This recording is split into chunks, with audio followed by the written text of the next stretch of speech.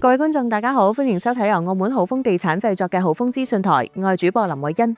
澳門自今年起放寬樓市措施，刺激上月私人住宅物業成交按年急增4成，但樓價仍未能扭轉跌勢，居民嘅入市態度仍然審慎。自今年元旦起，總值600萬澳門元以下住宅物業可豁免印花稅，樓按比例上限亦提高至8成。根據最新統計，1月份私人住宅嘅成交量達384宗，同比上漲40%。價格方面，每平方米為69,241澳門元，連跌約3.7%。按數據顯示，樓市尚未恢復價格與成交量齊升嘅局面。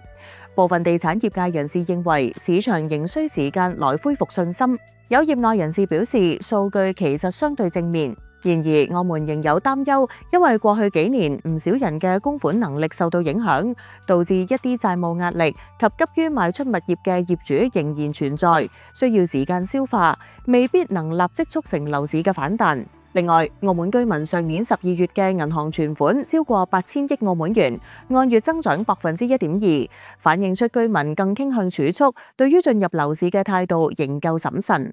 澳門嘅總存款按年增長7%，但貸款卻有所下降，顯示居民在消費和投資上更傾向於儲蓄，採取較為保守嘅態度。仲認為整體嚟講，澳門經濟穩定向好，但仍需審慎關注外部環境變化及內部發展不平衡所帶嚟嘅挑戰。